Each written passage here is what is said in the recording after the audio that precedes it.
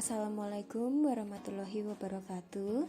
Perkenalkan, saya Eka Noviana, NPM 191100107, Prodi Bimbingan dan Konseling. Tujuan saya membuat video ini adalah untuk memenuhi tugas mata kuliah kepemimpinan yang diampu oleh Ibu Emma. Dan topik yang akan kita bahas kali ini adalah komunikasi yang tepat dan tidak tepat dalam kepemimpinan. Mari kita simak video berikut ini. Komunikasi yang tepat dalam kepemimpinan. Apa sih yang dimaksud dengan komunikasi itu? Komunikasi adalah suatu proses penyampaian informasi, pesan, ide, gagasan dari satu pihak kepada pihak lain. Pada umumnya, komunikasi dilakukan secara lisan atau verbal yang dapat dimengerti oleh kedua belah pihak apabila tidak ada bahasa verbal yang dapat dimengerti oleh keduanya. Komunikasi masih dapat dilakukan dengan menggunakan gerak-gerik badan, menunjukkan sikap tertentu, misalnya tersenyum, menggelengkan kepala, mengangkat bahu. Cara seperti ini disebut komunikasi nonverbal. Dan dalam suatu organisasi, komunikasi terjadi dari interaksi antara individu-individu organisasi, yaitu interaksi antara semua orang yang ada di dalam organisasi, baik atasan maupun bawahan. Selanjutnya ada komponen komunikasi. Komponen komunikasi adalah hal-hal yang harus ada agar komunikasi bisa berlangsung dengan baik. Menurut Laswell, komponen-komponen komunikasi ada beberapa bagian-bagian tertentu. Yang pertama, pengirim atau komunikator adalah pihak yang mengirimkan pesan kepada pihak lain.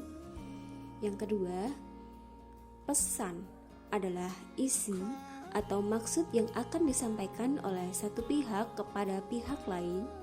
Yang ketiga, saluran atau channel adalah media di mana pesan disampaikan kepada komunikan dalam komunikasi antar pribadi atau tatap muka. Saluran dapat berupa udara yang mengalirkan getaran nada atau suara. Yang keempat, penerima atau receiver adalah pihak yang menerima pesan dari pihak lain. Yang kelima, ada umpan balik atau feedback, adalah tanggapan dari penerima pesan atas isi pesan yang akan disampaikannya. Dan yang terakhir, ada aturan yang disepakati para pelaku komunikasi tentang bagaimana komunikasi itu akan dijalankan. Dan berikutnya ada fungsi komunikasi. Fungsi komunikasi dalam organisasi merupakan sarana untuk memadukan tugas-tugas yang terorganisasi. Ada 4 fungsi komunikasi dalam organisasi, antara lain sebagai pengawasan, memotivasi, mengungkapkan emosi, dan informasi. Yang pertama, ada fungsi pengawasan. Setiap organisasi mempunyai struktur dan garis komando. Berdasarkan garis komando tersebut, bila karyawan mengomunikasikan keluhannya kepada atasannya berkaitan dengan pekerjaannya sesuai dengan deskripsi pekerjaan dan kebijakan perusahaan, maka komunikasi tersebut sudah menjalankan fungsi pengawasan. Dan yang kedua, sebagai motivasi. Dengan memberi penjelasan kepada para karyawan tentang yang harus mereka lakukan, bagaimana prestasi kerja karyawan dan bagaimana cara bekerja agar dapat meningkatkan prestasi kerja. Dan yang ketiga, ada pengungkapan emosi, di mana individu dan kelompok dalam organisasi merupakan sumber daya pertama yang berinteraksi secara sosial. Komunikasi yang terjadi dalam organisasi tersebut merupakan mekanisme yang mendasar pada masing-masing individu atau kelompok dalam organisasi tersebut, yang menunjukkan rasa kecewa dan kepuasan. Dan yang keempat, ada informasi, di mana fungsi ini berkaitan dengan pengambilan keputusan melalui kegiatan komunikasi dapat memberikan informasi kepada individu atau kelompok dalam mengambil keputusan.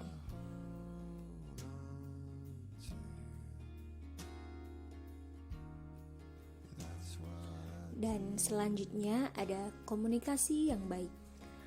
Komunikasi yang baik merupakan komunikasi yang menciptakan suasana harmonis dan menggunakan bahasa yang mudah ditangkap serta mudah dimengerti dan menggugah perhatian dan minat di pihak komunikasi.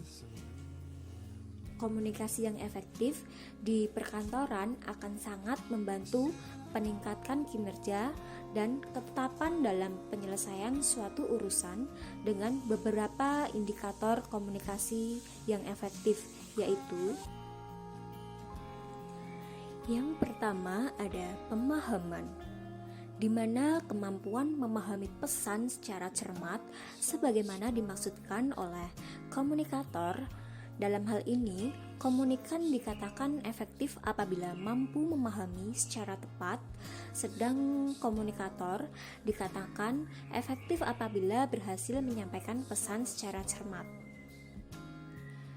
Yang kedua, ada kesenangan, yakni apabila proses komunikasi itu selain berhasil menyampaikan informasinya, juga dapat berlangsung dalam suasana yang menyenangkan kedua belah pihak. Dan yang ketiga, ada pengaruh pada sikap. Apabila seorang komunikan setelah menerima pesan, kemudian sikapnya berubah sesuai dengan makna pesan itu, tindakan mempengaruhi orang lain merupakan bagian dari kehidupan sehari-hari di perkantoran. Yang keempat, ada hubungan. Bahwa dalam proses komunikasi yang efektif, secara tidak sengaja meningkatkan kadar hubungan interpersonal. Di perkantoran, seringkali terjadi komunikasi bukan untuk menyampaikan informasi atau mempengaruhi sikap semata. Akan tetapi, kadang-kadang terdapat maksud implisit, yakni membina hubungan yang baik. Dan yang kelima ada tindakan, yaitu melakukan tindakan sesuai dengan pesan-pesan yang dikomunikasikan. Dalam penelitian ini, yang menjadi indikator komunikasi efektif adalah pemahaman, kesenangan, pengaruh pada sikap, hubungan yang baik, serta tindakan. Selanjutnya ada komunikasi yang kurang baik. Komunikasi yang kurang baik adalah seringnya terlibat konflik seperti pribadi yang egois, seseorang yang sudah tidak bisa bekerja sama dengan orang lain, mementingkan diri sendiri, tidak mempunyai semangat, dan hidupnya penuh dengan tekanan. Berikut ini beberapa dampak yang mungkin kita temui di beberapa organisasi akibat komunikasi yang kurang baik. Yang pertama, menimbulkan kesalahpahaman. Kesalahpahaman muncul apabila masing-masing individu memiliki pemahaman dan persepsi yang berbeda dan tidak mampu menyamakan persepsi masing-masing. Hal tersebut bisa saja karena kedua individu yang saling berkomunikasi memiliki latar belakang dan pemikiran yang berbeda. Bisa pula karena penyampaiannya atau bentuk pesan kurang tepat sehingga memunculkan persepsi yang berbeda. Yang kedua, menimbulkan kesalahan informasi, di mana kesalahpahaman juga menimbulkan penerima informasi yang salah apabila kesalahpahaman terus berlanjut dan tidak ada pembenaran. Seseorang akan terus membawa informasi yang salah. Kesalahan informasi ini bisa memicu terjadinya permasalahan-permasalahan lainnya yang akan berpengaruh pada hasil kerja yang tidak tepat. Yang ketiga, memberikan kesan yang negatif. Pesan yang tidak diterima dengan baik oleh penerima pesan dapat berdampak pada munculnya kesan negatif kepada si pengirim pesan. Yang keempat, memicu konflik atau perselisihan. Kesan negatif yang melekat terlalu lama pada masing-masing individu yang mengalami kesalahpahaman akan merusak hubungan antar personal. Yang kelima, merenggangkan hubungan sosial. Jika sudah berselisih, kemungkinan besar hubungan individu-individu yang berselisih secara otomatis akan merenggang apabila tidak segera dilakukan penyelesaian. Selain itu, jika komunikasi sudah tidak efektif, seseorang mungkin akan menjadi lebih enggan untuk saling berkomunikasi. Akibatnya, hubungan sosial menjadi renggang. Yang keenam, memicu timbulnya konflik berkepanjangan. Konflik yang berkepanjangan akibat hubungan sosial yang merenggang merupakan akibat paling akhir dan paling berbahaya yang bisa saja timbul hanya karena persoalan komunikasi yang kurang baik. Dengan melihat beberapa dampak yang mungkin terjadi di atas, maka penting bagi semua organisasi atau perusahaan agar mampu menciptakan komunikasi yang baik. Melihat dari dampak di atas, sebagian besar kesalahan bermula dari kesalahan teknis, seperti kesalahan menyampaikan pesan. Hal itu dikarenakan ketidakmampuan mengolah dan menyampaikan pesan dengan baik oleh pelaku komunikasi. Tidak ada salahnya jika kita membutuhkan media komunikasi yang dapat membantu mengolah pesan dengan baik.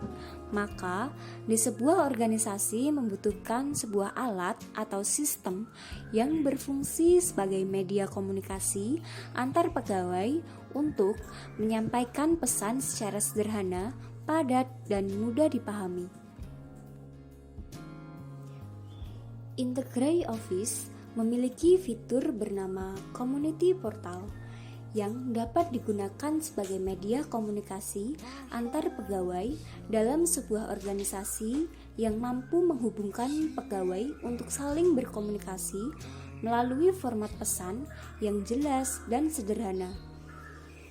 Office dalam menjadi cara untuk menghindari proses komunikasi yang kurang efektif antar pegawai. Selain untuk menghindari masalah komunikasi, Community Portal juga menyenangkan untuk digunakan selayaknya media sosial. Dan sekian yang dapat saya sampaikan mengenai komunikasi yang baik dan kurang baik dalam kepemimpinan. Jangan lupa berikan penilaian sebaik dan sejujur mungkin mengenai video yang telah saya buat ini, atau dengan cara klik like serta memberikan kritik dan saran di kolom komentar. Apabila ada kesalahan kata, mohon maaf. Wassalamualaikum warahmatullahi wabarakatuh. Bye bye.